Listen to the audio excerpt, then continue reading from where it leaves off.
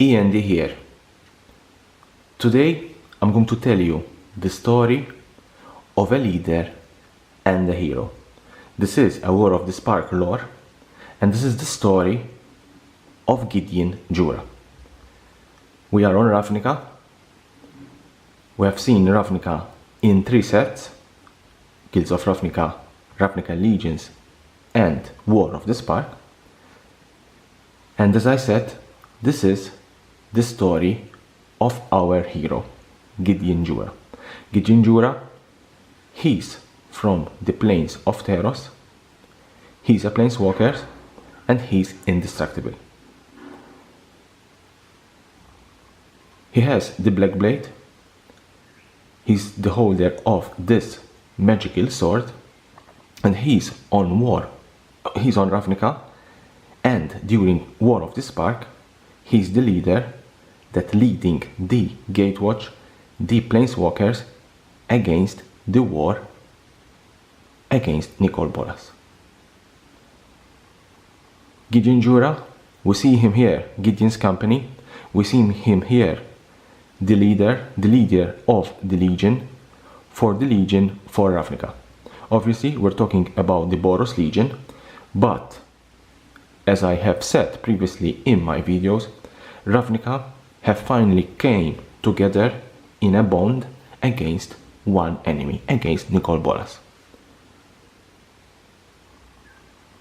We see him here, Gideon, with the sword, with his magical sword, the Black Blade.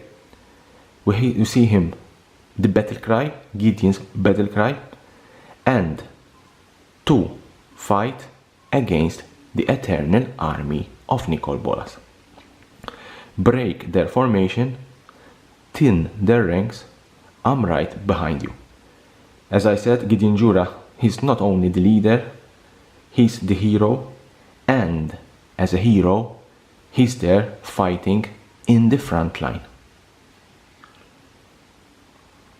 Eventually, Gideon and his legions managed to defeat and to kill the eternal armies, the enemy. Nicol Bolas, he's not alone in the War of the Spark. He has his allies, he has his eternal army. Therefore, you cannot defeat Nicol Bolas before defeating his army.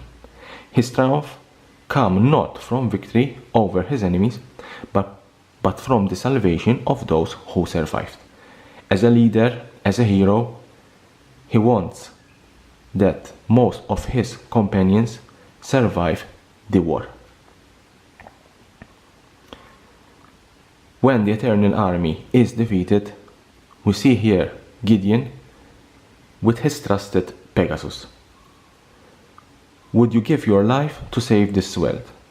Gideon murmured. The Pegasus snorted and spread wide its mighty wings. The Pegasus Gideon needs something to ride, to fly, so that he can fight against Nicol Bolas. But during the flight, we see the god Eternal Oketra with her bow shooting an arrow and striking the Pegasus. The divine arrow strikes the Pegasus, and Pegasus is dead.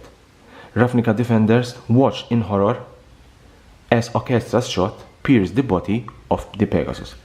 Gideon tumbles through the air, Black Blade in hand. The Pegasus dies here. It's sad. It resembles a lot, if you are a fan of Game of Thrones, when the Night King kills one of Daenerys' dragon. Here is the same. An arrow pierced the Pegasus dies, and Gideon falls, but the Black Blade is in his hand. Still, Gideon needs someone to help him fly towards Nicol Bolas. And here we find an unexpected ally. Here we find Rakdos. Rakdos, the demon lord of the Rakdos Guild, As I said, Ravnica is united against Nicol Bolas. Rakdos offers a favor to Gideon so that Gideon can ride Rakdos and blow with the black blade Nicol Bolas. No one will ever ride me again, Gideon. Expect no further favors. Obviously there is the pride of Rakdos here, but still Rakdos helps Gideon to defeat Nicol Bolas. Eventually, we see here the Spirit Lounge, Gideon trying to give a blow to Nicol Bolas with his sword. Ravnica held its breath as the hero of the resistance, their last hope, flew through the sky, his dark sword ready to strike a god. But Nicol Bolas is hard to defeat. And here we see that the black blade is broken and Gideon fails in his attempt to kill Nicol Bolas with the black blade. The hero with the magic sword slays the dragon, not this time, Nicol Bolas. Nicol Bolas is hard to defeat, and here we see that, as I said, Gideon fails to kill Nicol Bolas. Eventually, Gideon does the ultimate sacrifice. As I said, this is the story. It's a sad story, but this is the story of a hero, of a leader.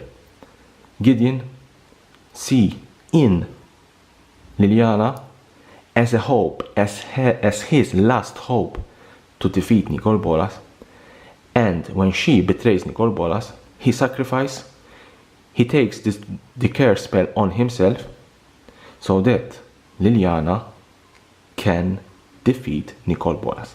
To Liliana's surprise, the cost of betrayal, Bolas did not fall on her. Eventually, Liliana, thanks to Aketra and Bontu, the Eternal's god, manages to spark Nicol Bolas, and Nicol Bolas is defeated. Liliana whispered to whatever consciousness Aketra and Bontu had left, "You are the gods, he is this usurper, you know what to do." As I said, eventually Nicol Bolas is defeated. He's not dead, he's defeated. And he's imprisoned. After millennia to craft victory, Bolas had eternity to contemplate defeat. As I said, this is the story of a leader and of a hero, and Gideon will still keep watch from heaven. He eventually, because he's from Teros, eventually goes to the Teros heaven. In this card we have the heartwarming redemption. Gideon is the original name of Gideon. Gideon had known war every day of his life. Now he finally knew peace. This is the story of Gideon, a hero, a true hero in War of the Spark. War of the Spark was a massive set with lore, a massive set with stories, and eventually someone had to die. Gideon was that one, and I think it's a very honorable way to Gideon to sacrifice his life to save Ravnica and the multiverse of Magic the Gathering. Now that Gideon is dead, eventually probably there will be no Gideon returning in future sets, but I believe that Wizard of the Coast will find a way to bring Gideon back, and we will have more Gideon in future sets. Leave me a comment below.